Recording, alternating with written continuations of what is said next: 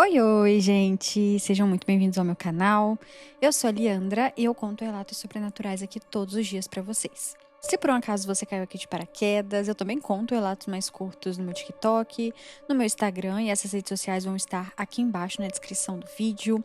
Se você também tiver algum relato para me enviar, o e-mail para onde os relatos devem ser enviados também já fica aqui embaixo na descrição do vídeo. Bom, como vocês sabem, eu não gosto de enrolar na introdução, então já vamos para os relatos. Mas antes, não se esqueça de se inscrever no canal, caso você ainda não seja inscrito, de curtir o vídeo agora no início, porque ajuda muito a divulgar o vídeo aqui na plataforma, e de hypar o vídeo se estiver aparecendo essa opção aí para você. E bom, só reforçando que está nesse formato, né, por enquanto, por conta que eu estou me recuperando, né, da cirurgia que eu fiz e tudo mais, mas em breve a gente volta com o formato anterior, onde eu apareço, onde tem um cenário, tudo certinho, tá bom? Mas agora sim, sem mais enrolações, vamos ao nosso primeiro relato dessa coletânea sobre acontecimentos sobrenaturais aí em festas juninas e julinas, né? Porque estamos em julho. Na verdade, essa coletânea ela deveria ter ido ao ar no mês de junho, mas não deu para eu postar. Mas ainda estamos, né, nessa época de festas típicas, né, dessa data, então tá válido postar no mês de julho também. Então, agora sim, sem mais enrolações, vamos ao nosso primeiro relato, que se chama A Fera da Festa Junina. Olá, Ali, você pode me chamar de Lúcia, é um nome fictício. O ano deste acontecimento foi o ano de 2004 e aconteceu no interior de Minas. Sim, Minas Gerais tem alguma coisa que eu não sei explicar, mas aqui o sobrenatural acontece de uma forma muito diferente. Parece que, assim, acontece mais do que em outros lugares, não sei dizer. Muito bem porque isso acontece, mas enfim, como eu sei que você não gosta de enrolações, vamos direto para a história. Bom, eu nunca fui de contar essa história para muitas pessoas, porque sinceramente, até hoje, mais de 20 anos depois, eu também não consigo entender muito bem o que eu vivi naquela noite, pois foi algo bem surreal. Como eu já mencionei, o ano era 2004 e eu tinha 19 anos e eu fui passar o mês de junho na casa da minha melhor amiga, a Júlia, e ela morava no interior de Minas Gerais. A família dela era dessas famílias bem tradicionais e todos os anos eles organizavam uma festa junina enorme no sítio do avô dela. Era tipo coisa de filme, sabe? Bandeirinhas, fogueira, sanfona, comida feita no tacho, todo mundo muito animado e era cheio de gente. Lotava, vinha gente de tudo quanto é lugar. E eu já tinha ido em outras festas da família, mas a de 2004 foi a última. E por um motivo que ninguém jamais imaginaria. Bom, a tal festa começou por volta das 18 horas.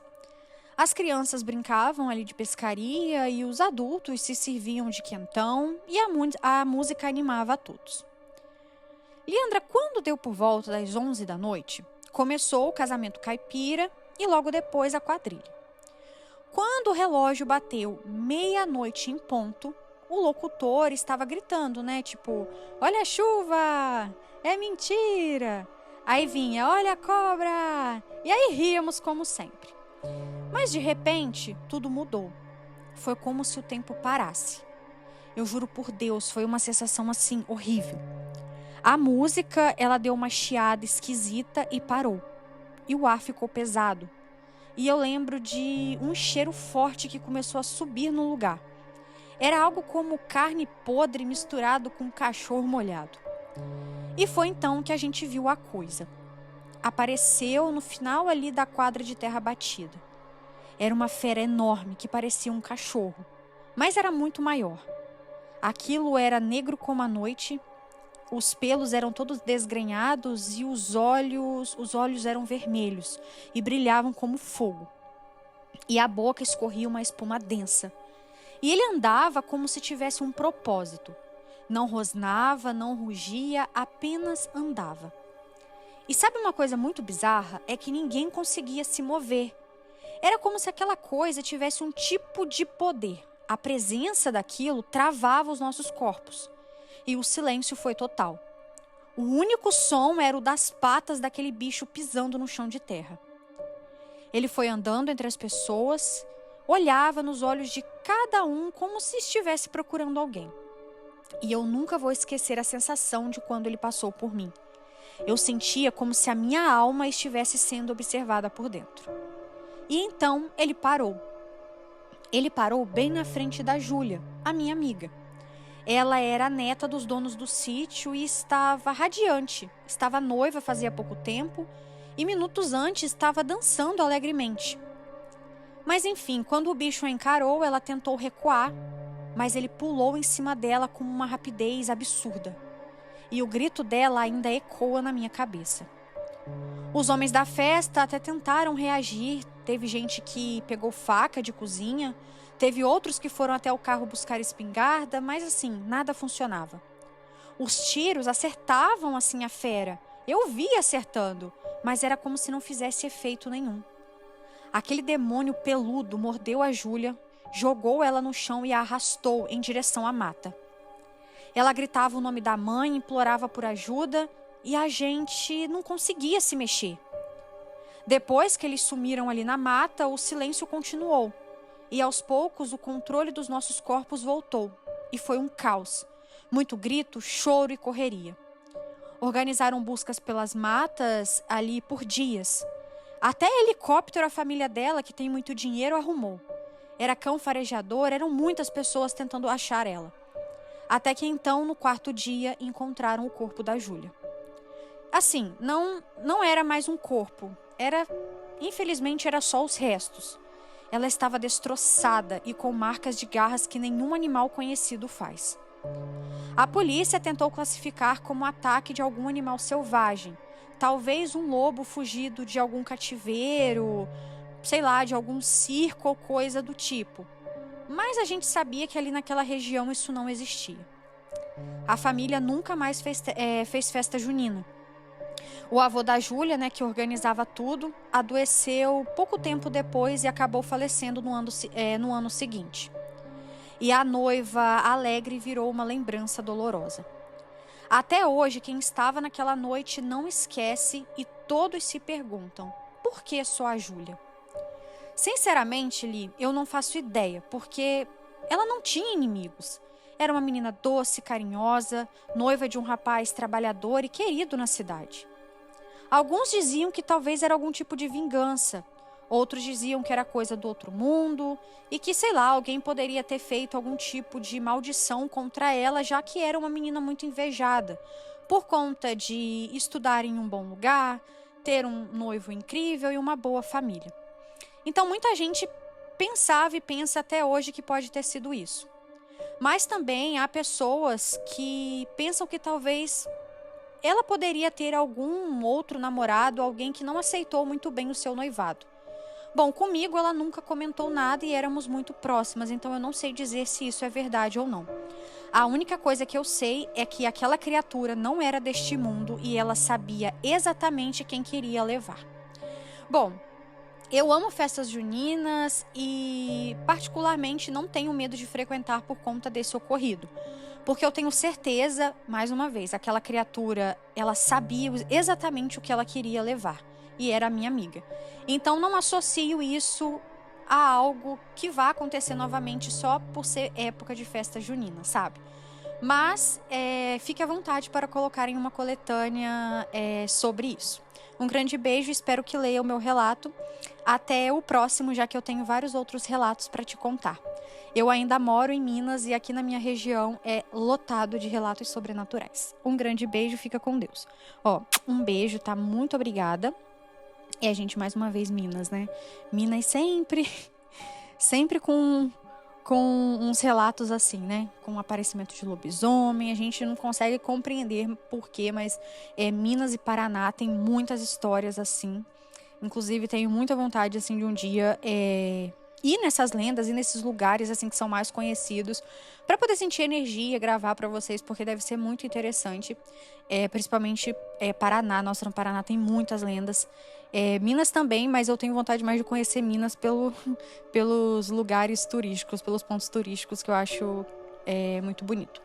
Mas, enfim, eu também acho que provavelmente era alguém querendo se vingar dela, porque, sei lá, eu acho que foi muito específico.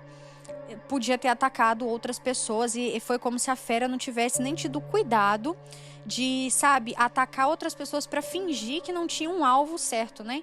Foi direto na menina, sem querer disfarçar. Então, assim, vai saber, né? Às vezes pode ter sido para poder atingir alguém da família mesmo, igual atingiu o avô. Ou realmente podia ser alguém que não gostava dela, que tinha alguma coisa ali, tipo um acerto de contas, né? Mas vai saber, aí fica no ar aí essa dúvida, né? Acho que nunca vamos saber a resposta, né, para essa pergunta. Mas, de qualquer forma, muito obrigada por ter enviado. E vamos para o próximo, que se chama A Vingança de São João. Oi, Li, você pode me chamar de Antônio. Bom, essa história ela se iniciou no ano de 2012 e você pode ler tranquilamente, pois os demais nomes estarão trocados. Confesso que antes desse acontecimento que eu venho lhe relatar, eu era um pouco cético, nunca fui muito de acreditar no sobrenatural. Eu sempre fui a pessoa que achava ali uma explicação para coisas sobrenaturais. Mas depois do que aconteceu com a gente, depois do que eu vi com os meus próprios olhos, eu juro por tudo que eu tenho, que hoje eu acredito no sobrenatural. Enfim, vamos à história. Como eu disse, tudo começou no ano de 2012. Eu estava no segundo ano da faculdade e naquele ano organizamos uma festa junina no sítio que um dos professores cedeu para a turma. Era dia 23 de junho, um sábado. Eu lembro até hoje do cheiro da comida. Foi uma comida caseira que estava deliciosa. Lembro das luzes, das bandeirinhas penduradas, da fogueira enorme que acendemos ali no centro do campo. Lembro que o clima estava ótimo, estava tudo perfeito, mas até um certo ponto. Tinha um cara chamado Antônio e, sinceramente, era um ser humano horrível. Era uma pessoa bem escrota, arrogante e fazia bullying com qualquer um que ele achasse fraco. Vivendo de aparência e zombava dos mais simples e adorava rir às custas dos outros. O Vinícius, por outro lado, era o oposto. Era um rapaz calado, humilde, super educado, sempre com aquele sorriso meio tímido, sabe? E bom, lá pelas 11 da noite, resolveram fazer a clássica coragem de passar na brasa. Não era pular a fogueira mesmo, era só um corredor de brasa que se formava ali ao redor depois que a fogueira baixava um pouco. E Vinícius, animado, foi um dos que se prontificou a passar. Estava todo mundo em volta, rindo e incentivando os outros rapazes a passar depois. E foi nessa hora que tudo desandou. Antônio, aquele desgraçado, com um sorriso de deboche, foi e jogou álcool na direção da brasa, só para dar um susto. Mas ele acabou escorregando, se desequilibrou e o vidro inteiro caiu no chão, espalhando álcool onde o Vinícius estava passando. E foi questão de milésimos de segundo. O fogo subiu em uma explosão. Foi uma labareda violenta que engoliu o Vinícius. A gritaria foi geral. Lembro que tentaram apagar o fogo com cobertores, água, assim, o que fosse. Porém, ele teve mais de 70% do corpo queimado. Ficou dias internado ali sedado, até que infelizmente ele veio a falecer. Eu fui no enterro e eu nunca vou esquecer o rosto da mãe dele. Na época disseram que foi acidente, mas todo mundo que estava ali sabia, né, do que tinha se passado. E o pior, depois ficamos sabendo que Antônio não agiu sozinho. Ele, o Rafael, Maurício e Otávio já tinham falado dias antes que iam dar um susto no caipira.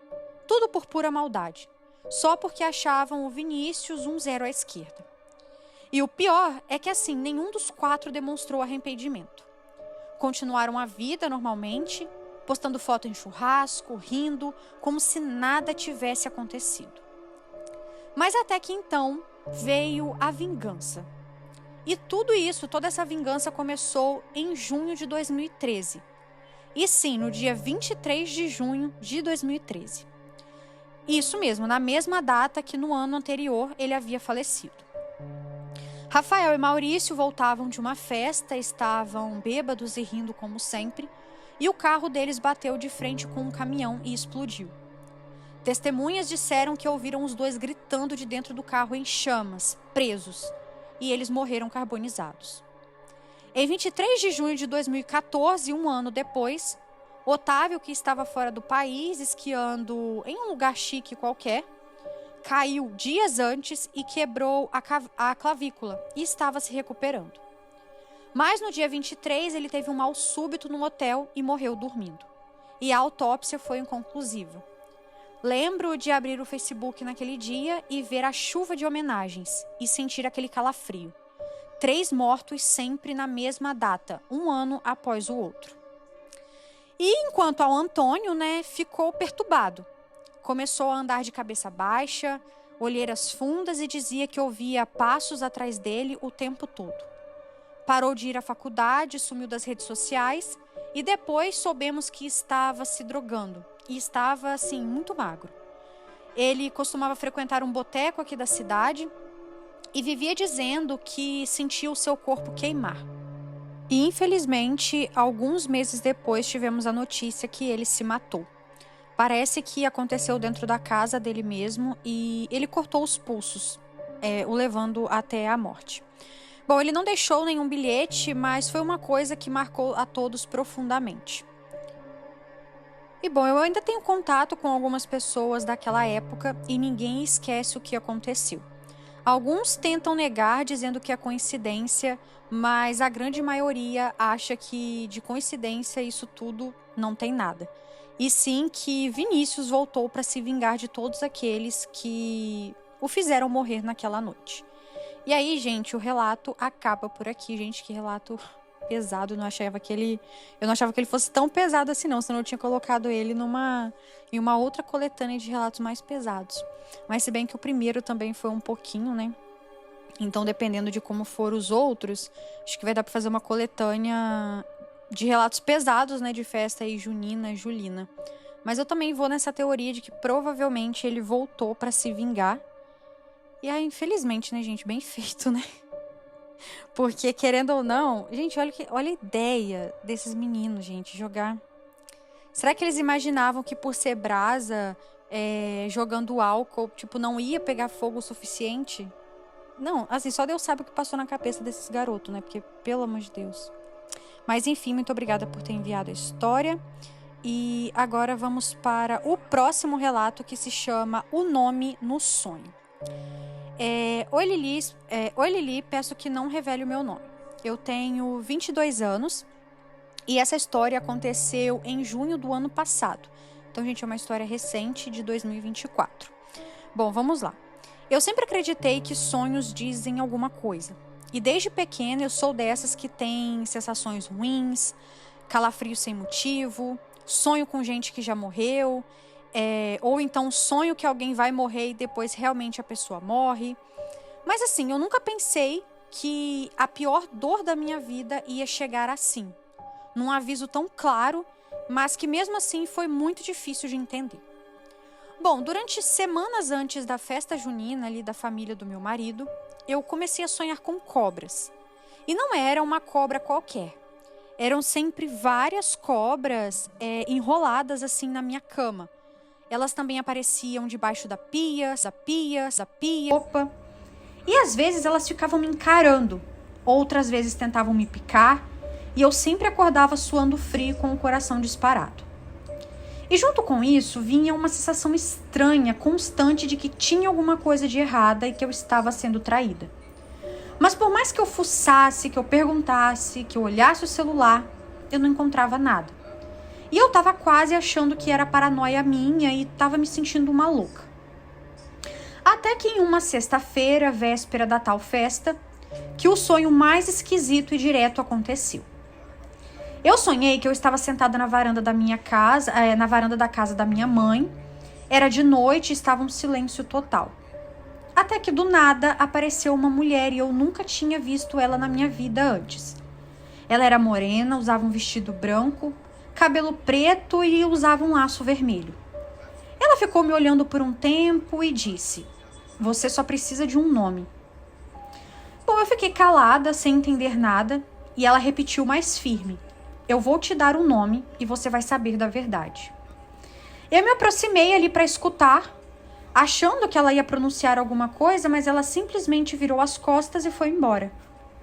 Nisso eu acordei com o coração apertado, a cabeça latejando, mas eu sabia que aquilo era um aviso e que o pior estava por vir. No sábado à noite fomos para a festa junina e era na casa dos tios do meu namorado.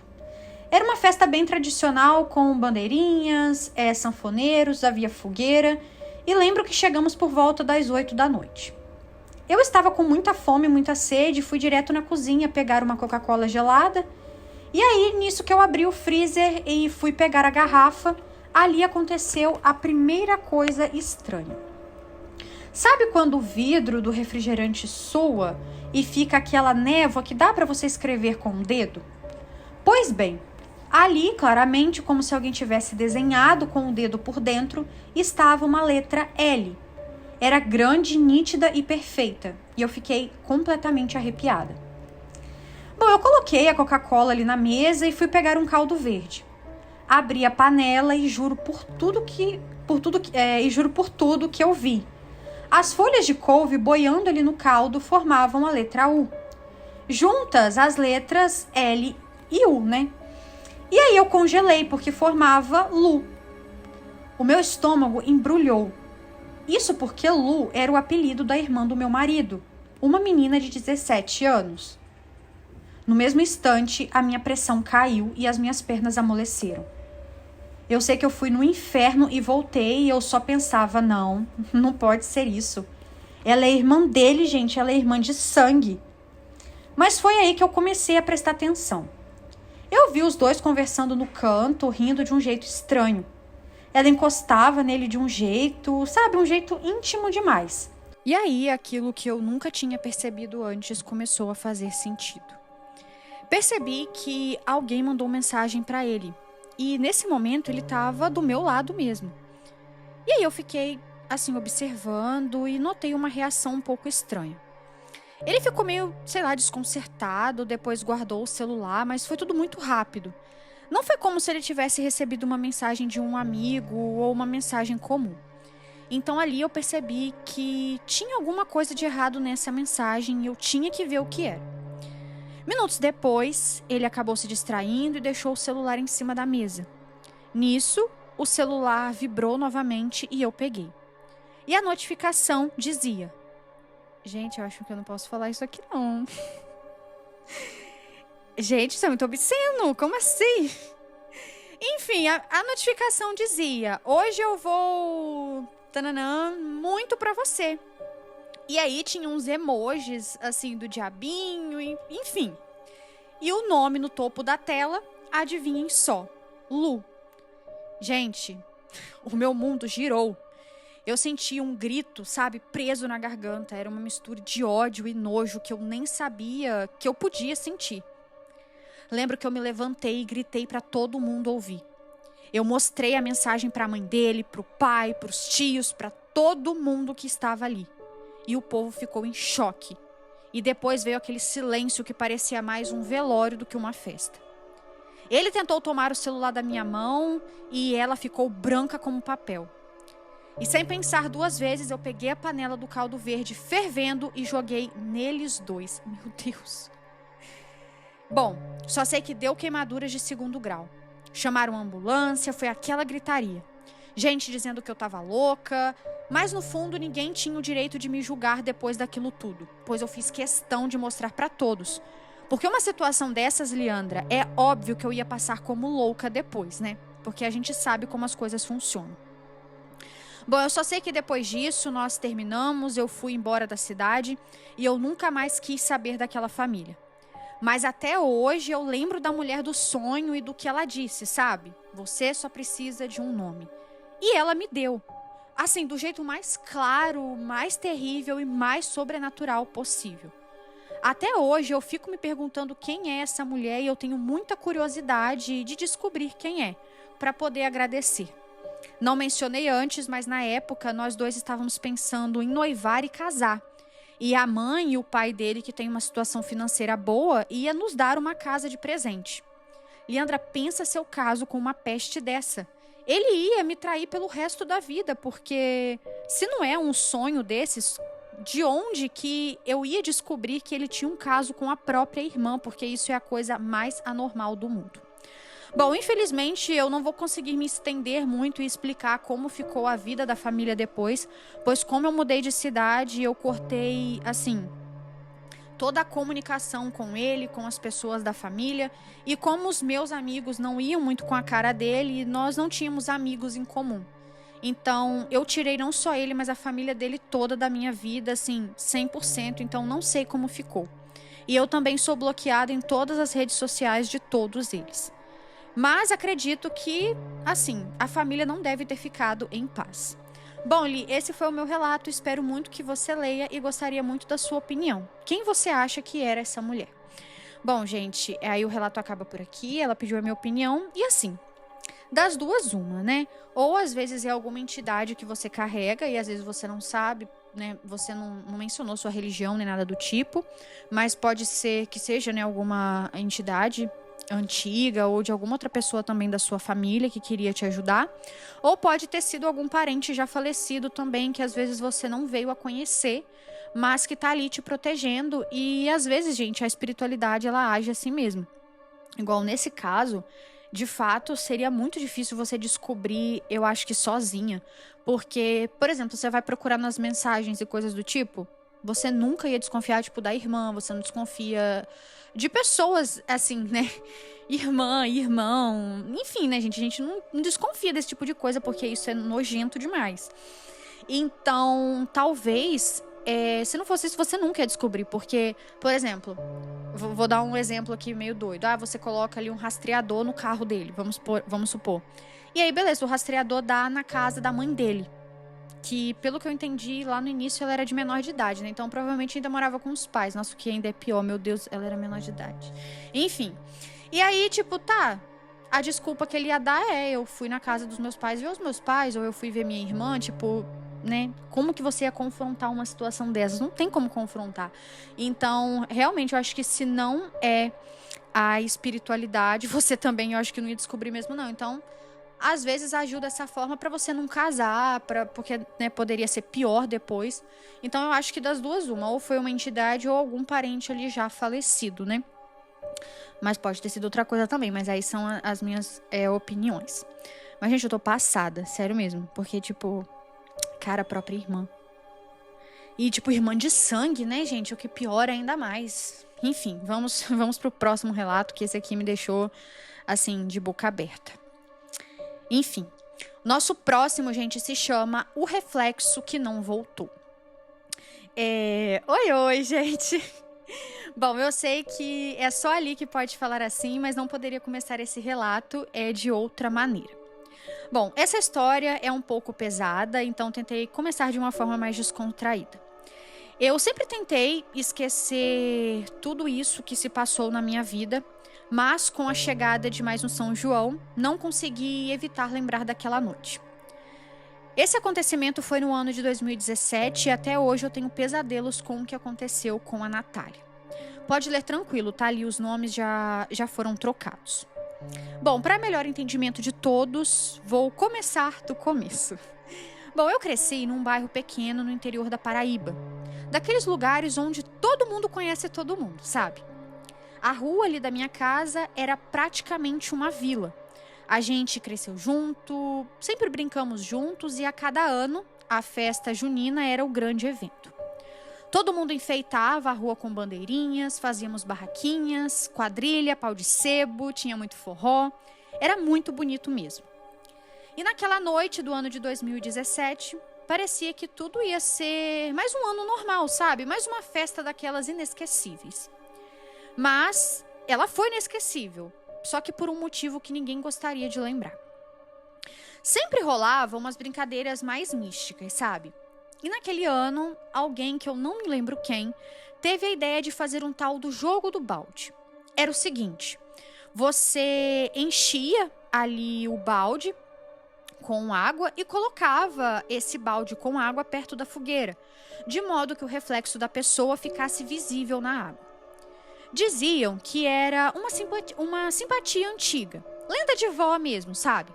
E que se você olhasse para a água e não visse ali o seu reflexo, é porque você não estaria viva no próximo São João. A gente levou na brincadeira, claro. sabe, era tudo criança ali, adolescente. Tinha uns adultos também, mas na grande maioria era a criançada e os adolescentes que gostavam mais. Então tudo pra gente era motivo de piada. E eu devia ter uns 14 anos nessa época. Bom, um por um foi ali, né, olhando no balde e todo mundo ria ao ver o reflexo.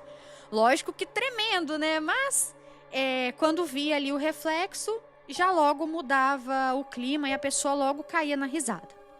Até que chegou a vez da Natália.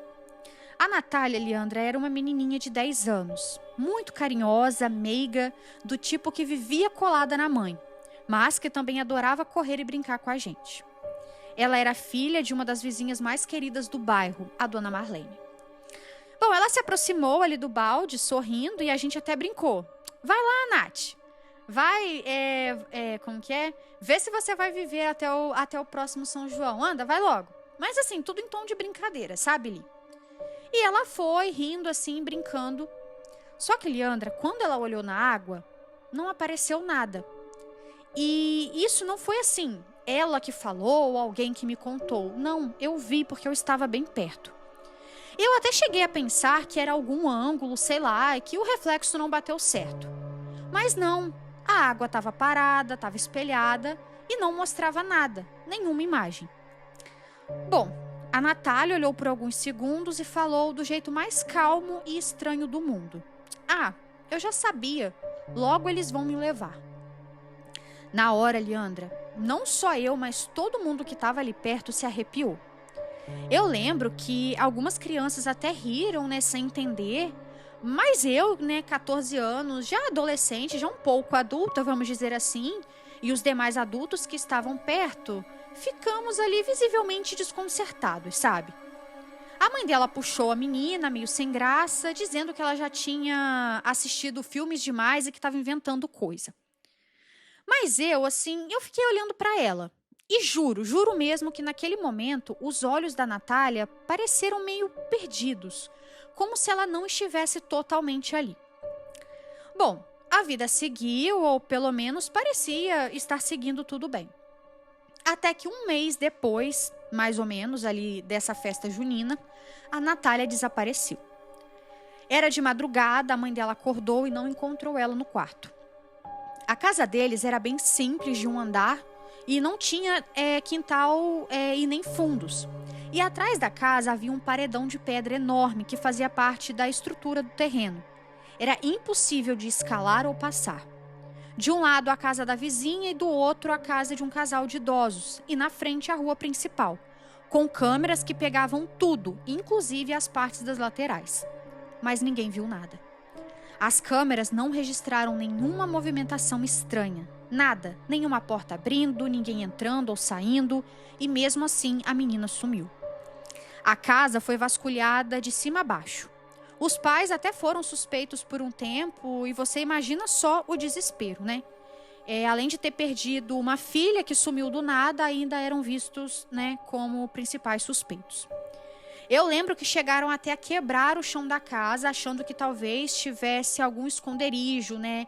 Ou seja, o corpo da menina escondido por algum lugar. Mas, Leandra, nada, nenhum sinal de luta, nenhum barulho ali na noite do ocorrido, nenhuma pista, absolutamente nada. Foi como se ela tivesse evaporado. E sabe uma coisa que mais me intriga e me deixa extremamente arrepiada até hoje? Não foi só o desaparecimento em si, por mais absurdo que tenha sido. Mas sim foi o que ela me disse naquela noite. Logo eles vão me levar. Eles. Quem são esses eles? Aquela frase, aquele tom de voz e aquela certeza no olhar era como se ela já soubesse que não pertencia mais a esse mundo. Bom, após alguns anos, hoje a casa onde Natália e sua família viviam está vazia, pois os pais resolveram se mudar pouco tempo depois. O caso nunca foi resolvido e nenhuma pista sequer apareceu. E às vezes, quando eu passo ali pela rua durante o São João, que fazemos até hoje, evito até olhar para o lugar onde a fogueira foi acesa naquele ano. E assim, Li, eu acho que eu não preciso nem dizer que essa brincadeira do balde nunca mais foi feita nos anos seguintes. Um detalhe que eu acho curioso colocar aqui também, e que eu acho que se eu não colocasse, você e os inscritos do canal iam vir aqui em casa me bater. é que não só eu, mas as outras pessoas que escutaram a Natália falar aquela frase, ficamos curiosos e perguntamos aos pais dela por que ela falava aquilo. A mãe então disse que de uns meses pra cá, no caso, para a data da festa, ela estava com essa história de que à noite uns seres visitavam ela no quarto e prometiam que iam levar ela para um lugar melhor. E assim, Li, eles falavam com lágrimas nos olhos porque não acreditavam muito na filha. Achava que, sei lá, era invenção da cabeça dela, coisa de criança. Eles nunca imaginavam que algo assim poderia realmente acontecer. Bom, eu tenho uma teoria de que talvez ela pode ter sido abduzida ou coisa do tipo. Ou talvez ter ido para uma outra dimensão.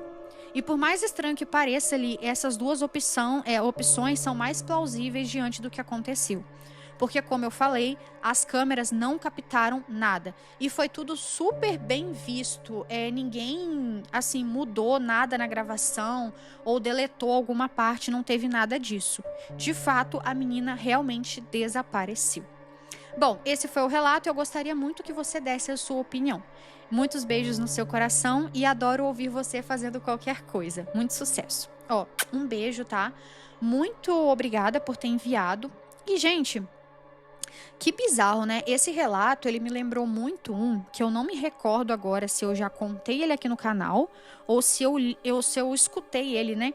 Em algum outro canal que eu acompanho e que foi uma coisa bem parecida, assim. A menina também, ela desapareceu dentro da casa, mas assim, não teve nada de São João, ela também não tinha comentado nada, nem nada do tipo, não. Ela só simplesmente desapareceu e aí o lugar também era uma estrutura bem parecida, né? Tipo, tinha câmeras, as laterais era de um jeito que não tinha como ela sair e a pessoa simplesmente desapareceu. E é muito doido, né, galera? Porque tem muito isso, né? Tem muitos desaparecimentos que a gente fica, gente, essa pessoa só pode ter evaporado, não tem outra explicação. Então, assim, quem sabe muitos desses desaparecimentos não pode estar aí ligado a alguma coisa sobrenatural, né? Eu acho que quando toca um pouco nesse assunto, eu sei que é um pouco sensível, né? Mas eu sempre penso muito na questão de abdução. Porque, assim, eu super acredito em outra dimensão, mas eu não sei se seria capaz de uma pessoa ela ficar presa em uma outra dimensão e não conseguir voltar. Eu acredito que mais nessa opção de talvez ser um alien, alguma coisa do tipo, sabe? E essa questão dessa brincadeira também de dia de São João, ela é muito temida. Eu lembro que foi, eu acho que acho que no primeiro ano que eu comecei a gravar vídeo, mas foi pro TikTok. Aparecia muitos relatos assim, e nossa, lá no TikTok bombava muito, porque eu postava, né?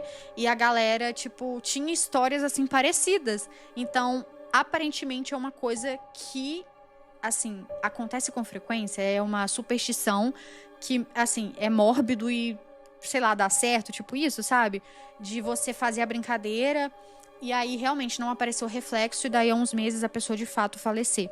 Então, quando eu postava lá no TikTok, eu lembro que aparecia muitos comentários de pessoas que passaram por algo parecido na família. Então, gente, eu morro de medo dessa brincadeira. Eu jamais deixaria alguém fazer ela em uma festa de família minha. Não deixaria. Tenho pavor dessas coisas. Mas, enfim, de qualquer forma, muito obrigada por ter enviado o relato. E agora vamos para o próximo, que se chama A Coisa da Estrada, um relato de São João. Oi, Lilica, você pode me chamar de Caio. E até hoje eu penso que se eu e meus amigos realmente sobrevivemos por sorte ou porque aquela coisa deixou a gente viver. Bom, vamos saber, né? Isso aconteceu em junho de 2019, depois de uma festa junina que rolou numa cidadezinha chamada Serra Azul, no interior de Minas Gerais. Aí assim, gente, eu não sei se essa cidade realmente existe ou se é fictício, né? Não sei. Então vamos lá. Bom, a festa era tradicional por lá. Barracas ali de comidas típicas. Nesse dia estava rolando forró ao vivo, ia ter a grande quadrilha também e uma fogueira bem grande. E como sempre, estava todo mundo animado. A gente tinha ido em 4. Eu, o Fábio, o Leozão e o Igor. E eu era o único que não tinha bebido. Então, fui o motorista da rodada naquela noite. A volta foi por uma estradinha de terra. Meio que uma rota alternativa que cortava ali caminho por dentro da mata. A gente já tinha passado por ela outras vezes, então não parecia perigosa, sabe? Bom, pelo menos até aquela noite. Era por volta ali de 2:30 da manhã, a estrada estava vazia, só o som dos grilos e o barulho dos pneus afundando ali na terra molhada do sereno. O clima dentro do carro ainda era de zoeira. Estávamos rindo ali de besteiras da festa, se divertindo, sabe? Quando do nada, literalmente do nada, algo pulou na frente do carro. Eu nem tive tempo de entender o que era, eu só lembro de ver dois olhos brilhando no farol e um corpo escuro, peludo e enorme. Bom, eu pisei com tudo no freio e o carro derrapou de leve na terra solta e parou a centímetros daquela coisa. Por um segundo, ninguém falou nada. A gente só olhou pela frente do carro tentando entender o que era e foi aí que começou. A coisa se virou pra gente. E aquilo parecia, sei lá, um lobo, mas andava como um homem. Tinha os ombros largos, patas enormes com garras e um rosto que parecia ter saído de um pesadelo. O focinho era comprido e os olhos completamente pretos e os dentes. Meu Deus, os dentes eram como navalhas. E ela ficou olhando por uns 3 segundos e então avançou no carro. O primeiro impacto foi na frente. O capô afundou com um baque tão forte que o Fábio começou a gritar. Eu tentei dar ré, mas o carro morreu e a coisa subiu no capô e começou a esmurrar o para-brisa. E a cada pancada fazia o vidro rachar mais e mais. O Leozão tentava abrir a porta para poder correr, mas eu gritei para ele ficar. Se alguém saísse, a gente estava morto. A fera arranhava o teto com as garras e o som era como se fosse faca rasgando a lata.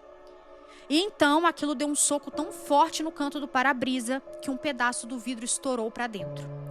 E foi aí que eu vi os olhos daquilo de perto. A fera olhou para mim como se me conhecesse, como se estivesse tentando decidir se me rasgava ali ou se deixava para depois. Ela tentou puxar a porta ali do motorista, mas eu tranquei tudo. O Igor, que estava no banco de trás, estava rezando alto. Lembro que o Leozão só ficava chorando e resmungando e o Fábio ficou em silêncio, branco como um papel.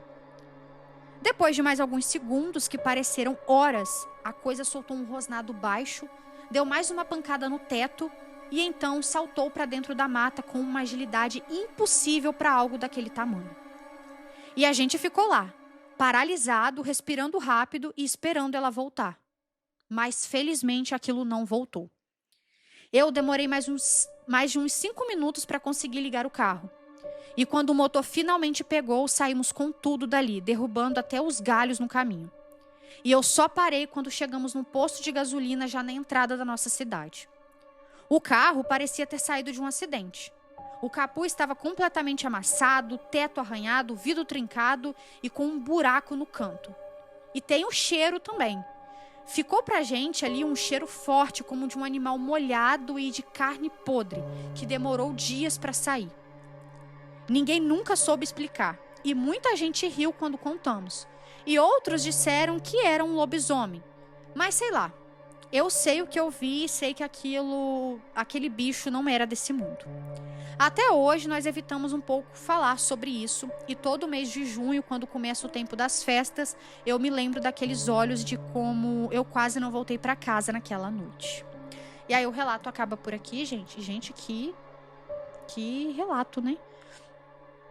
Senhor Jesus. Essa história me lembrou muito também uma que eu já contei lá no meu TikTok. Nossa, mas isso tem muito tempo. Muito, muito, muito tempo mesmo. Talvez quem tá aqui, mas já me acompanha lá no TikTok, né? Quando eu comecei lá, vai se lembrar desse relato. Eu acho que foi uma menina contando de que um dia eles estavam voltando de alguma coisa, assim. Ela morava mais afastada. E eu acho que era quaresma. Não vou ter certeza agora de que época do ano que era, mas eu acho que era uma quaresma. E aí, simplesmente, o negócio saiu do meio, assim, do mato e começou a atacar o ônibus que eles estavam. E aí tinha algumas pessoas, isso já era de noite já, né? E assim, foi um terror, porque eles acharam, né, tipo, não só ela, mas todo mundo que tava no ônibus jurava que eles iam falecer ali naquela noite, ponto, né? Pela forma como a fera atacou. E aí é até interessante, né? Porque nesse caso aqui apareceu, né? Essa história não é numa quaresma, né? Essa que eu acabei de contar foi no mês de junho, né? E eu não sabia, mas eu tava vendo esses dias em alguns vídeos no YouTube e parece que nessa época do ano também se vê muito lobisomem. Aí agora, por quê que eles também aparecem muito nessa época do ano, eu não sei. Mas aí eu descobri isso recentemente, eu achei muito interessante. Então, assim, não é só na quaresma que os lobisomens aparecem com mais frequência. Tem isso deles aparecerem também em épocas, assim, de festa junina. Agora, porque eu não sei, né? Se você que tá aí assistindo souber, coloca nos comentários que eu sempre gosto de descobrir coisas novas, assim, sobre o sobrenatural. Mas, enfim, de qualquer forma, muito obrigada por ter enviado o relato e vamos para o próximo agora.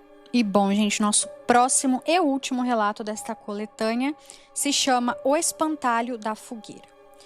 Oi, Li, você pode me chamar de L.M, pois não me sinto à vontade de dizer o meu nome completo. Pelo menos não depois de tudo o que aconteceu, até porque quando eu conto essa história, muita gente duvida.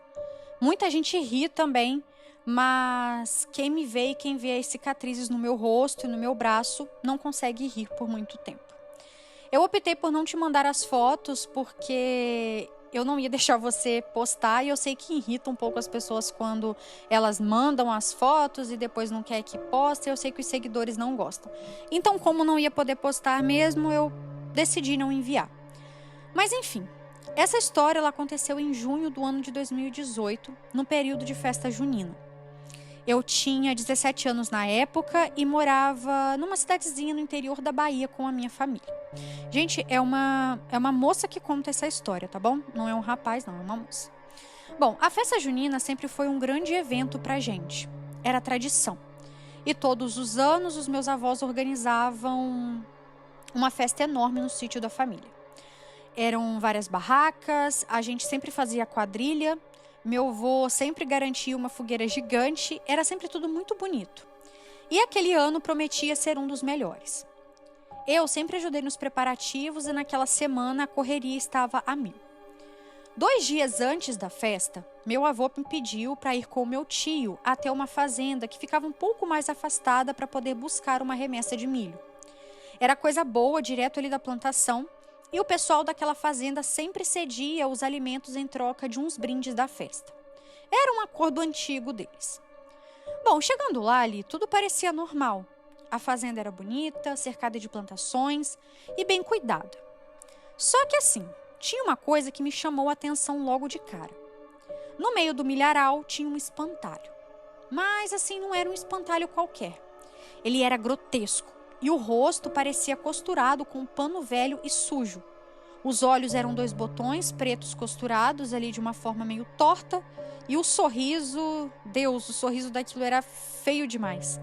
Era feito, sei lá, com uma linha grossa, como se alguém tivesse costurado os lábios para cima, meio que à força. Era horrível. E ele vestia um terno de linho desbotado e um chapéu de palha quebrado de um lado. Os braços eram compridos demais e quase tocavam o chão. E na hora que eu vi, eu fiz piada. E eu me lembro direitinho do que eu falei, até porque depois eu fiquei repetindo aquilo 1000 vezes na cabeça. Credo, que espantalho feio da peste! Se fosse um homem de verdade, nenhuma mulher ia querer este traste. Meu tio riu, assim do que eu falei, mas o caseiro da fazenda, um senhor chamado Jonas, que até então estava calado, ficou sério de repente. Ele olhou para mim com um olhar estranho e disse: moça, fala assim dele não. Dizem que o antigo dono dessa fazenda fez um tipo de invocação para proteger a plantação. E dizem que esse espantalho tem um espírito dentro dele. Um que acorda quando é provocado. E eu, mais uma vez, ri e achei que era só história de velho querendo me assustar. Mas ele continuou: não mexe com o que você não entende, viu? Ele pode parecer de pano, mas ele escuta mais do que a gente imagina. E eu confesso que depois disso eu fiquei um pouco arrepiada, mas eu continuei debochando. E saí dizendo que nem de pano aquele bicho devia ser feito, de tão feio que era. E que espírito nenhum ia querer ficar preso num boneco feio daquele. Enfim, pegamos o milho e fomos embora. E foi aí que as coisas começaram a ficar estranhas. Naquela mesma noite, eu comecei a ouvir barulhos estranhos no quintal de casa, como se algo arrastasse no chão. Minha janela dava para o fundo da casa, onde havia um pequeno galpão onde a gente guardava os preparativos da festa. E eu até pensei que fosse o meu avô que estava mexendo em alguma coisa, mas quando eu fui olhar, não tinha ninguém. No dia seguinte, as espigas de milho que havíamos trazido, estavam espalhadas no chão e algumas pareciam mordidas, como se um animal tivesse roído. Mas os dentes eram grandes demais para ser rato ou qualquer bicho conhecido. Bom, eu tentei ignorar e continuei ajudando nos preparativos. Mas a sensação de ser vigiada começou a ficar mais forte. Eu levava os copos descartáveis e sentia que alguém estava me olhando pela janela. E quando eu virava, não tinha ninguém. Eu andava pela casa e ouvia passinhos rápidos atrás de mim. E de madrugada era como se algo ficasse me chamando. Era uma voz fraca, arrastada, e eu não sei muito bem, mas aquilo parece que pronunciava uma palavra, e eu não sei muito bem o que era. Na noite anterior à festa, eu tive um pesadelo horrível. Eu estava presa dentro de um milharal e o espantalho me seguia. Mas ele andava, sabe, com os pés deformados, meio que arrastando, e dizia: "Você me chamou de feio, você me chamou de feio." E nisso eu acordei suando com o coração disparado. Bom, no dia da festa eu já estava no limite. Havia dormido mal, então comi pouco também e estava um pouco apavorada. Mas eu não queria estragar o evento, então eu fui assim mesmo. Só que o que me fez congelar foi quando eu vi a decoração. Leandra, você acredita que o espantalho estava lá? O meu avô tinha conseguido emprestado com o pessoal da fazenda, achando que ia ser uma boa ideia colocá-lo ali perto do palco da quadrilha como enfeite. Mas na hora que eu vi aquilo, eu gelei. Eu tentei explicar para ele que aquilo não era uma boa ideia e que aquele boneco me dava calafrios. Mas ele só riu achando que eu estava sendo dramática. Durante a festa, eu não consegui relaxar.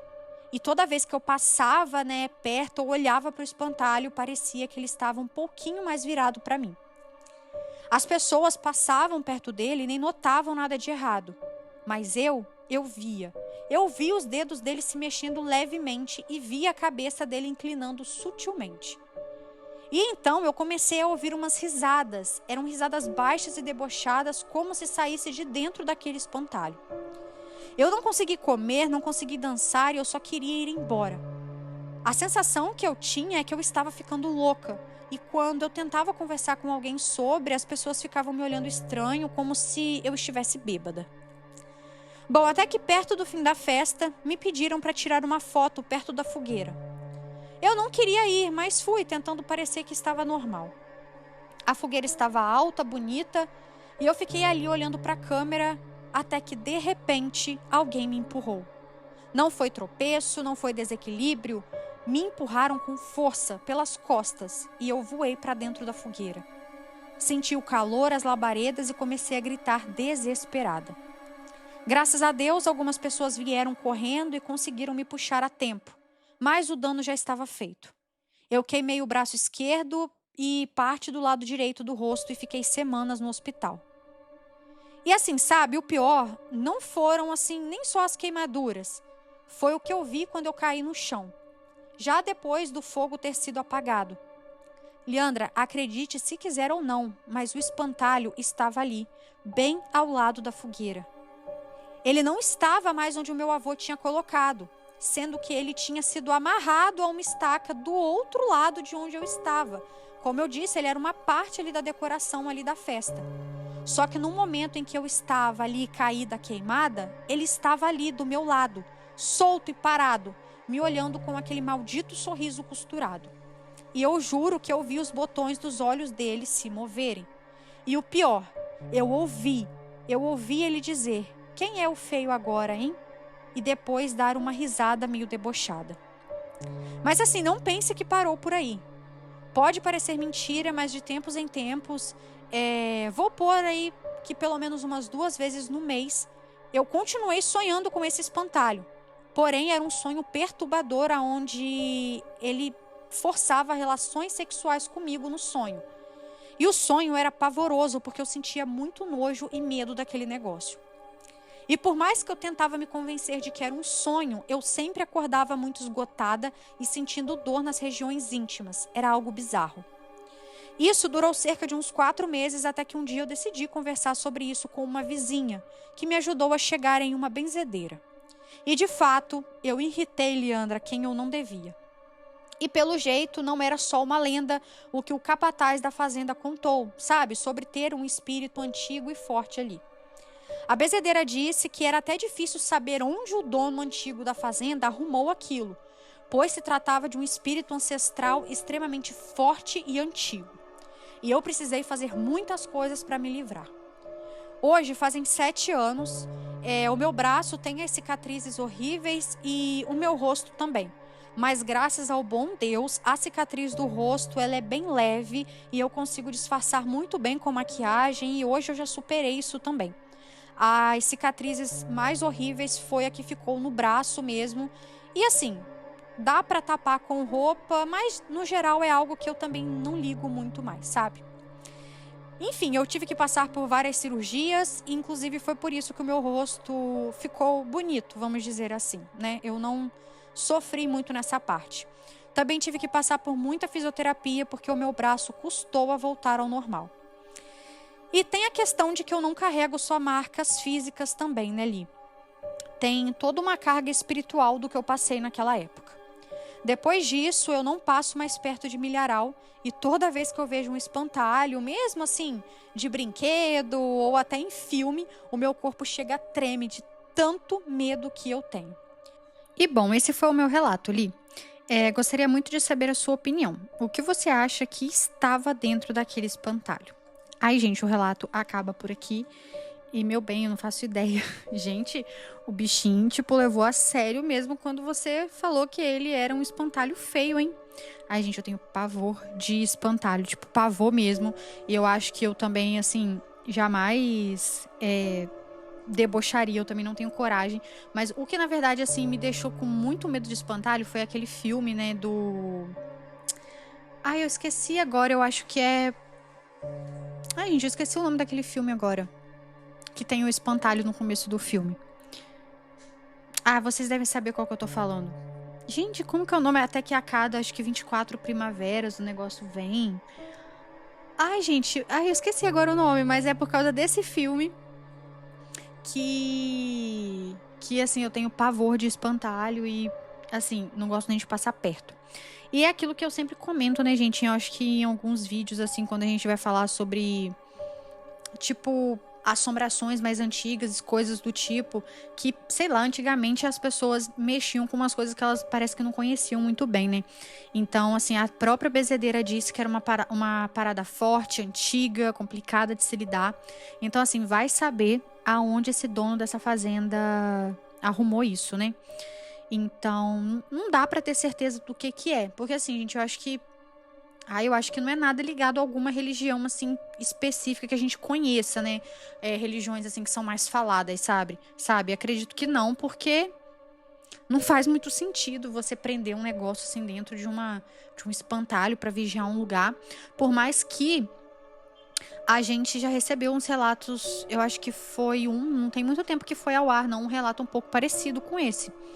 Assim, não pesado igual esse, né? Mas com essa temática de que tinha alguma coisa também dentro do espantalho. Então, aparentemente é comum, né? Comum, entre aspas, as pessoas colocarem coisas assim dentro desses bichos, desses bonecos. Até porque colocam dentro de bonecas também, né? A gente tá acostumado aí a ver relatos sobre bonecas amaldiçoadas. Então, acredito que seja a mesma coisa que fazem com os espantalhos. Mas esse aqui, o bichinho foi vingativo.